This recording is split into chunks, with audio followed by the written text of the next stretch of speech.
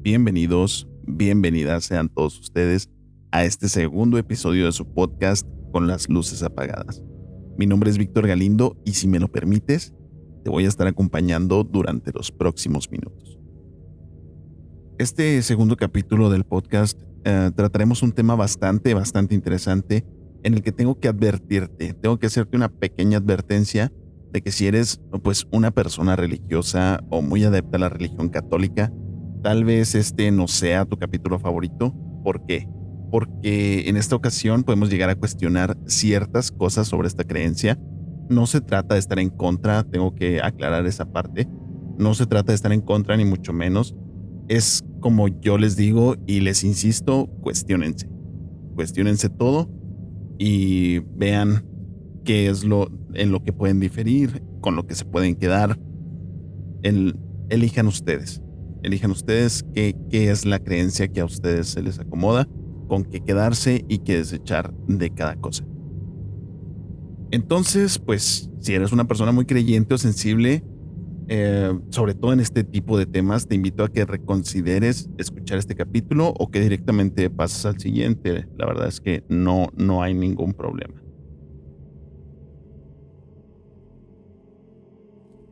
En esta ocasión vamos a hablar de un tema que siempre me ha llamado la atención de una o de otra manera. Es un tema que te da para cuestionar, para investigar, para impresionarte también, ¿por qué no? Y te da para muchas otras cosas, dependiendo del punto de vista o de la perspectiva con la que lo quieras ver o con la que tú lo elijas ver.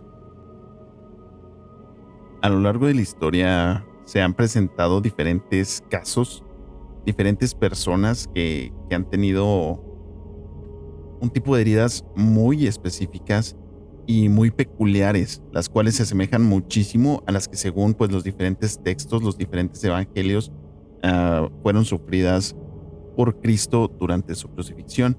Esta crucifixión que estaba predestinado a sufrir para cumplir su propósito y la historia que ya conocemos. Así que con todas las incógnitas que se pueden estar presentando por tu cabeza y por la mía, te invito a que durante los siguientes minutos hablemos de estigmas con las luces apagadas. Los estigmas de Cristo son, como ya te mencioné, heridas que se asemejan a las sufridas por Cristo, las cuales aparecen en manos, en pies, en un costado y en la frente. Comprenderás que las de las manos y los pies vendrían a ser las producidas por los clavos, la del costado por una lanza y las de la frente por la mítica corona de espinas que le fue impuesta a Cristo. Existen varios casos en los que se han vuelto muy famosos alrededor del mundo y a lo largo de la historia, como es el caso, por ejemplo, de San Francisco de Asís, que fue el primer estigmatizado, al menos del que se tiene un registro. También Santa Catalina de Siena y el Padre Pío. Y si te parece bien, quiero que profundicemos un poco en este último por ser uno de los casos más conocidos y recientes y los más documentados. Podrás encontrar mucho material del Padre Pío por todo el internet. Existen muchos videos, mucha información que está al alcance de tu mano. Cuando quieras tú puedes echarte un clavado y checar toda esta información. Bueno, el Padre Pío nació en mayo de 1887. Nació en Italia bajo el nombre de Francesco Forgione. Él a los 15 años decidió entrar a un noviciado franciscano y pues llevar una vida religiosa desde ese entonces. Él estudió y se desarrolló de esa manera. Para el año de 1910 fue designado a la ciudad de San Giovanni Rotondo, donde desempeñó como cura durante algunos años. Fue famoso también él por ser supuestamente capaz de curar a los enfermos por medio de la oración. E inclusive se dice que tenía el don de la bicolocación o la bilocación. ¿Qué es esto? Es decir, que tenía la capacidad él de estar en dos lugares a la vez. no alcanzo a comprender, no alcanzo a tener una idea de cómo pudo ser comprobable eso en esa época, para inicios del siglo XX, para inicios de 1900. ¿Cómo es posible que se tenga registro de ese tipo de cosas? Realmente, repito, no es que yo esté en contra de esto, sino que hay que cuestionarse, ¿no? ¿Cómo puede ser posible que este tipo de cosas se documenten? Ya no cómo es posible que pase, sino cómo podías documentarlo en ese entonces, cómo podías tener esa certeza. Bueno, también se dice que tenía el don de lenguas, puesto que también se dice que pasaba mucho tiempo en el confesionario y que al llegar gente de muchas partes por esta fama que él ya tenía, llegaban hablantes de muchas lenguas y era común que él contestara en la lengua en la que se confesaban con él, que hablaba de forma natural. Él era, se dice que él hablaba italiano y latín, comprobable, pero que cuando estaba en el confesionario, si llegaban a hablarle, se decía que tenía el don de lenguas, que podía contestar en cualquier otro idioma y entender perfectamente, incluyendo el chino mandarín y creo que el japonés también. Entonces, es un caso bastante extraño por todas las cosas que se dicen en torno a él, ¿no? Al Padre Pío. A la edad de 31 años, pues a este sirviente de Dios le aparecieron de manera muy repentina heridas en las palmas de las manos y en los pies, asemejándose, como ya te dije, a las heridas producidas por los clavos en Cristo. Salvo por una cosa, hay que mencionar que a mí me parece muy importante. En el Padre Pío y en todas las personas estigmatizadas, las heridas en las manos, hablando específicamente de las llagas de las manos, aparecen en las palmas. Aparecen en las palmas y es una cosa que según expertos, sería imposible, puesto que en el caso de Jesús no hubiera resistido el peso del cuerpo, por lo que algo más tangible sería que estuvieran a la altura de la muñeca. Esto posiblemente se debe a que estamos tan influenciados por el arte y por las imágenes religiosas, que se sobrepone esta imagen que tenemos grabada en el subconsciente, se sobrepone la congruencia histórica. Vale la pena mencionarlo porque si bien no hay una certeza al 100%, digo, no tenemos esa certeza al 100%, es cuanto menos curioso y cabe mencionarlo, ¿no? Porque de las personas estigmatizadas de las que se tiene algún registro, las heridas de las manos son en las palmas, única y exclusivamente. No hay registro de una persona que tenga heridas en las muñecas. Durante 50 años, pues este personaje vivió con sus llagas que supuraban, que, perdón, que sangraban todos los días. Se decía que diariamente terminaba sacando un vaso de agua, un vaso de sangre, perdón. Era la medida, ¿no? Que él sangraba todos los días durante 50 años. El caso fue asignado a diferentes investigadores, científicos y también investigadores del Vaticano, porque ya fuera porque querían probar o querían conocer la causa real de las heridas, o bien porque realmente no creían en el llamado milagro. Se le llama milagro, pero es una cosa muy curiosa. Yo y ciertas personas, hay mucha gente que se puede llegar a cuestionar eso, ¿no? Te invito a que expandas y abras un poquito tu mente, eh, y de ser cierto, ¿tú crees que esto sea algún tipo de milagro?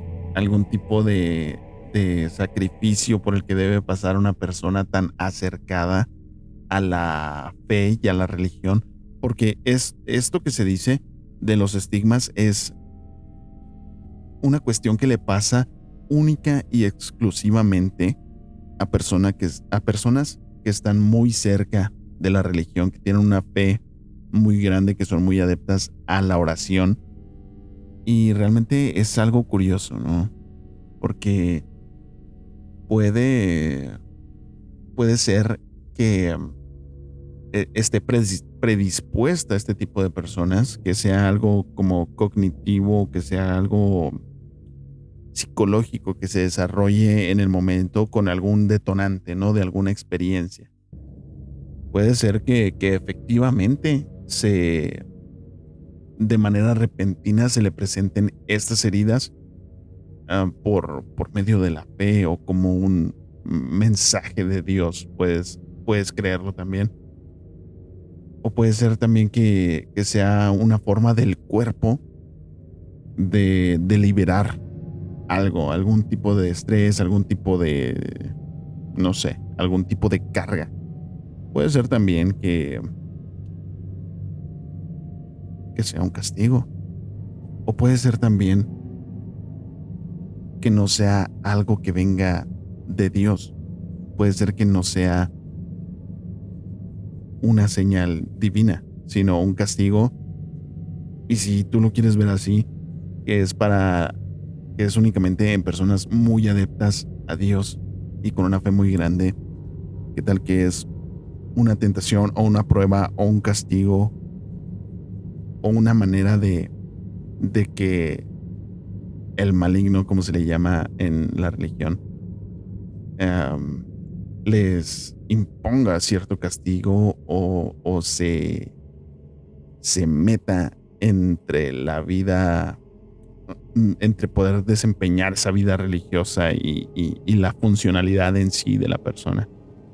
No lo sabemos, pero es interesante pensarlo, ¿no? Bueno, durante esta controversia de, de, de que no le creían ni el Vaticano ni los científicos se ponían de acuerdo en qué era lo que pasaba, porque durante años estuvo con sus heridas sangrantes. Bueno, fue aislado el Padre Pío a lo largo de un buen tiempo, por razones que pues no fueron muy bien especificadas, ya sea por miedo de que predicara algún otro mensaje o por, no sé, no hay una razón muy específica del por qué lo mantuvieron en aislamiento o escondido.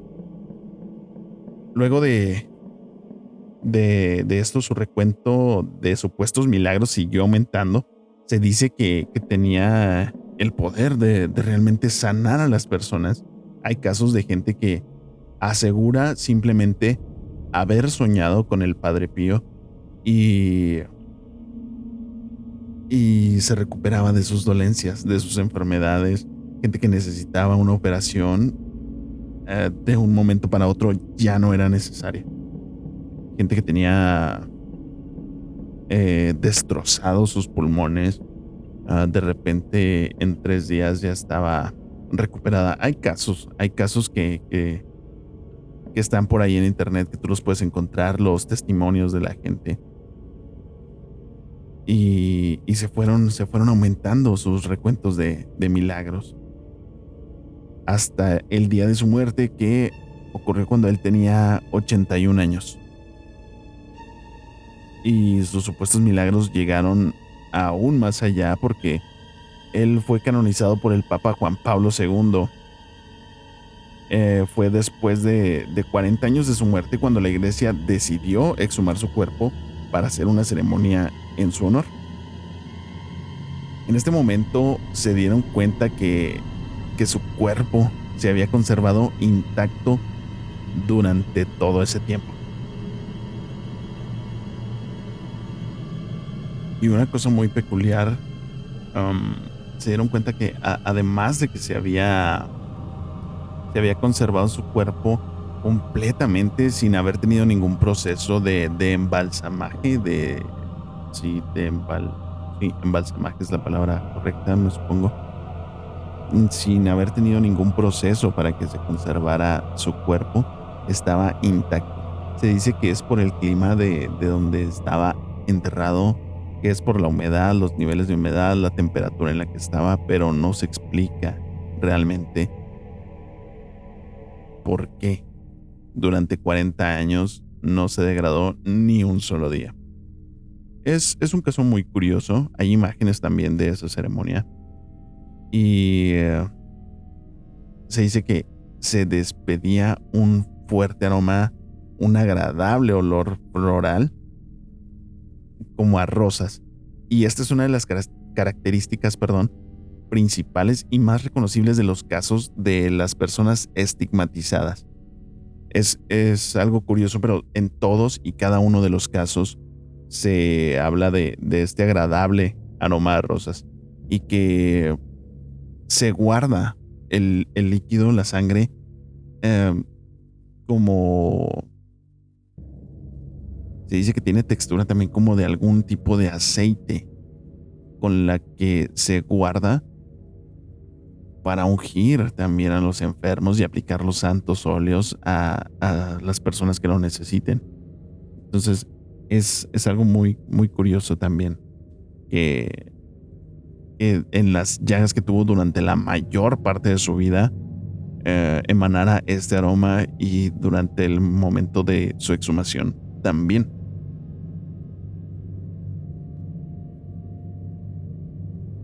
Además, algo que también fue para impresión, que fue impresionante para muchas personas, fue que al momento de que el padre Pío falleció, sus heridas desaparecieron totalmente. No dejaron rastro alguno, no dejaron cicatriz, no dejaron nada. Heridas que no dejaron de sangrar durante 50 años, no dejaron ni una pequeña marca al momento de morir. Son cuestiones bastante curiosas de las personas estigmatizadas y actualmente existen personas también con estigmas. Hay una persona, un hombre italiano, que desgraciadamente ahorita no recuerdo su nombre, pero hay una en México también, de la que sí he visto varias veces su caso, incluso ha sido televisado en los programas mexicanos. Su nombre es Elizabeth Sánchez. Am, Elizabeth Sánchez fue una persona que resultó con estigmas durante la década de los 90, alrededor de 1994-96. Se le presentaron este tipo de heridas. A ella se le presentan las heridas en las palmas de sus manos también y en la frente. Desconozco si también en los pies, supongo que también es algo que se le presentó, pero las que muestra normalmente cuando sale a cuadro son las de sus manos y la de su frente. Pero en la frente peculiarmente no tiene como las marcas o las llagas que asemejan a la corona de espinas, sino que tiene un solo punto en la frente y no sé si es cuestión de ella que lo marca o, o si así es el sangrado que forma una cruz en su frente. La verdad es que yo no te voy a decir en qué creas o no, pero a mí me parece un caso cuanto menos curioso, sobre todo por sus presentaciones en televisión. Una de las más recientes fue en un programa que no recuerdo y probablemente no tenga caso mencionar el nombre, pero es de la televisora TV Azteca, donde sale una conductora, um, Laura G. En esa sección que estaba platicando con ella y con otra persona que la va acompañando. Esta otra persona que la va acompañando tiene una peculiaridad, vamos a llamarle así. Tiene una forma de hablar muy específica que yo la he escuchado en otros lados y no te lo voy a decir. No te lo voy a decir así tal cual, pero te voy a comentar más o menos cómo lo hace, ¿no? Él te está tratando de convencer de algo, casi prácticamente incitándote a comprarle algo que no te dice qué es. Ya sabrás con esto a lo que me refiero. Y es un caso bastante curioso y los casos que se ven actualmente también van para ese lado sin querer desprestigiar a nadie. em, Empiezan muy comúnmente con una persona muy adepta a la fe o que repentinamente cambió su vida para dedicarla a Dios, a la fe, a la iglesia, y se le presentan este tipo de cosas y de pronto quiere hacerlo saber al mundo. En este caso, acompañada de otro hombre que le quiere ayudar a llevar su mensaje. En esta cuestión del Padre Pío y de San Francisco de Asís, ellos eran personas dedicadas a Dios y dedicadas a ayudar a su comunidad. Y no trataban de llevar algún nuevo mensaje, algún otro mensaje por el mundo. Simplemente, sobre todo en el ejemplo que te acabo yo de comentar del Padre Pío, era como seguir desempeñando sus labores como cura y hasta ahí.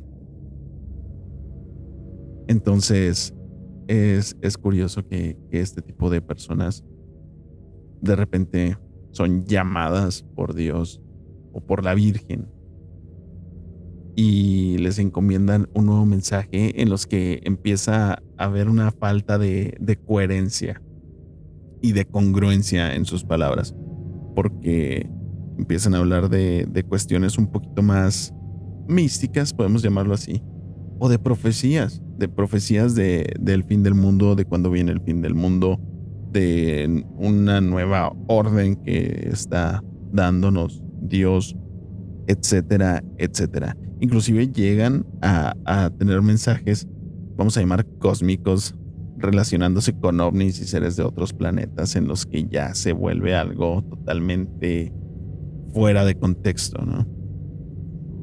Entonces, nuevamente, sin desprestigiar a nadie, sin afán de, de invalidar alguna postura,